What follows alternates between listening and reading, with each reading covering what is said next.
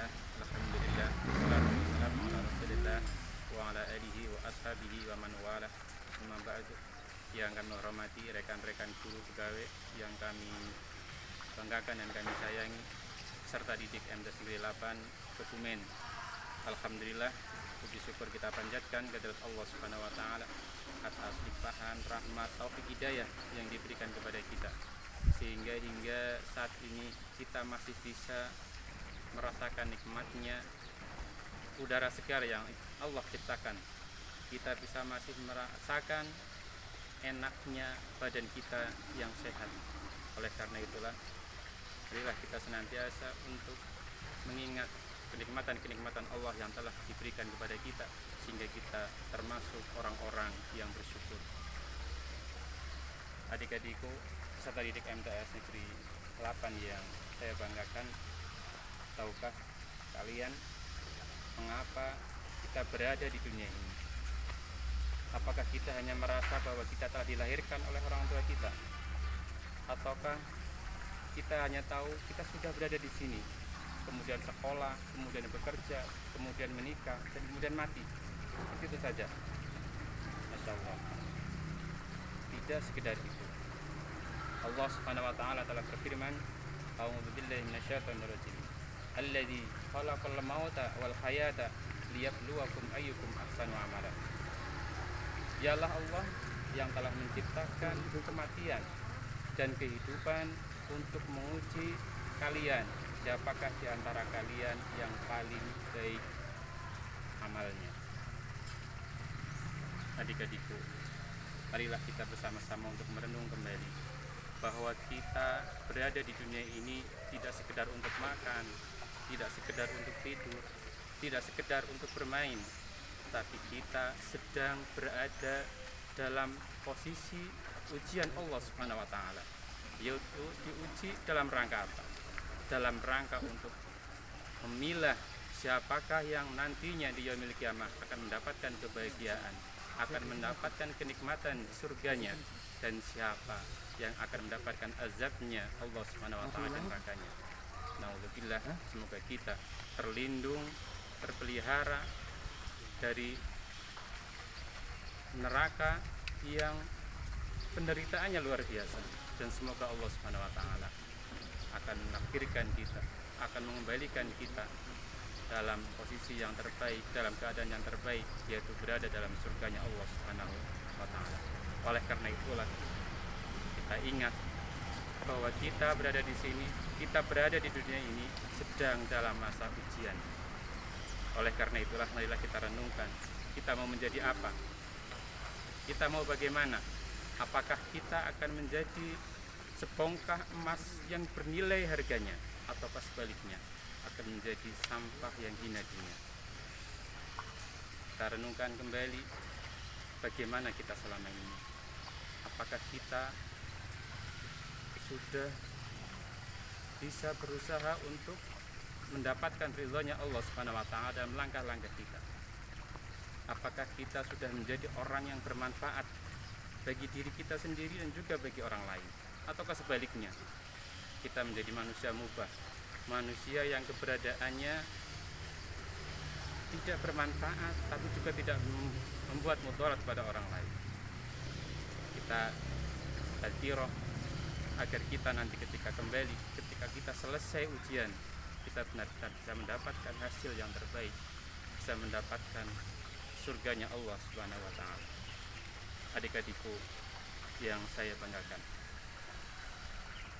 Rasulullah sallallahu alaihi wasallam pernah bersabda, "Khairun nas anfa'uhum linnas." Ini sebuah hadis yang pendek. Kita coba pegang satu hal ini untuk menjadi patokan dalam kehidupan kita, yaitu bagaimana kita menjadi insan, kita bisa menjadi manusia yang bermanfaat. Jadi tidak sekedar menjadi manusia mubah yang adanya dan tidak adanya itu sama saja, tapi kita berusaha sekuat tenaga kita, sebisa kita, sesuai dengan kemampuan kita, yaitu menjadi orang yang bisa bermanfaat bagi diri kita, bagi keluarga kita, bagi teman-teman kita. Dengan cara apa? Dengan cara yang bisa kita lakukan. Yang punya harta, mungkin dia bisa bermanfaat bagi orang lain dengan hartanya. Yang punya ilmu bisa bermanfaat bagi orang lain dengan ilmunya. Yang punya tenaga, usahakan juga bisa bermanfaat dengan tenaganya bagi orang lain. Jangan sampai keberadaan kita di dunia ini justru menjadi kemudaratan bagi orang lain, kemudaratan bagi diri sendiri. Karena sesungguhnya apapun yang kita lakukan ini akan dimintai pertanggungjawabannya oleh Allah Subhanahu wa taala. Adik-adikku yang saya banggakan, ketahuilah bahwasanya kita menjadi emas berlian yang berharga atau akan menjadi sampah yang hina-hina itu tergantung pilihan kita. Meskipun Allah Subhanahu wa taala telah mentakdirkan seluruh makhluknya, tapi Allah Subhanahu wa taala juga telah memberikan ilham kepada kita. Fa'alhamaha fujuraha wa taqwaha, dan Allah telah mengilhamkan kepada kita keburukan dan juga kebaikan. Jadi kita bisa memilih, dan Allah sudah memberikan kepada kita pengetahuan, perasaan mana yang baik dan mana yang buruk, sehingga kita mana yang akan kita pilih, mana yang akan kita lalui jalan tersebut. Qad aflaha man zakkaha, dan sungguh berbahagialah, sungguh beruntunglah orang-orang yang mensucikan jiwanya. Ia menjaga jiwanya agar menjadi manusia yang terbaik, bisa bermanfaat bagi orang lain, bisa menjaga diri kita dari kesyirikan dan hal-hal keburukan. Waqad khaba man dasaha, dan sungguh rugilah orang-orang yang mengotori jiwanya. Oleh karena itulah kita ingat satu prinsip, bahwasanya yang pertama Allah telah mengilhamkan kepada kita pengetahuan, kebaikan, perasaan, bisa memilih mana yang baik dan mana yang buruk. Kemudian prinsip yang selanjutnya, kita berusaha sekuat tenaga kita, sesuai kemampuan kita, bahwa kita akan menjadi orang yang bermanfaat bagi orang lain, bagi diri sendiri, bagi keluarga kita. Dan jangan sampai kita termasuk orang-orang yang justru keberadaan kita itu menjadi keburukan bagi orang lain. Keberadaan kita itu lebih jelek daripada adanya. Tapi usahakan bahwasanya diri kita dalam menempuh kehidupan ini, keberadaan kita betul-betul lebih baik daripada tidak adanya. Adik-adikku yang saya banggakan, itulah satu tadzkirah kecil pada kita, bagaimana dalam kehidupan kita, yaitu menempuh jalan kebaikan, menempuh jalan kemanfaatan bagi diri kita maupun orang lain. Dan kita berprinsip apa yang kita lakukan adalah apa yang diridhoi oleh Allah Subhanahu wa taala, dan kalau bisa juga apa yang diridhoi oleh manusia. Tapi kalau tidak bisa, kita menempuh apa yang diridhoi oleh Allah Subhanahu wa taala, sekalipun itu tidak diridhoi oleh manusia. Karena Rasulullah SAW juga sudah memperingatkan kepada kita, manil tamasa ridallahi bisakhatin nas radallahu an wa ardu anhun nas, wa manil tamasa ridan nas bisakhatillah sahitallah alaihi wa asqata alaihin nas. Dan barang siapa yang mencari keridhaan Allah Subhanahu wa taala meskipun itu dibenci oleh manusia, sungguh Allah akan meridhoinya dan akan membuat orang-orang lain itu ridho kepadanya. Dan barang siapa yang mencari keridhaan manusia sementara Allah tidak ridho kepadanya, maka sungguh Allah akan tidak ridho kepadanya dan akan membuat orang-orang itu tidak ridho kepada dirinya. Oleh karena itu, yang menjadi prinsip dalam kehidupan kita adalah keridhaan Allah Subhanahu wa taala.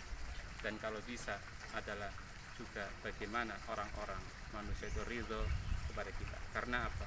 Karena tujuan kita adalah akhirat.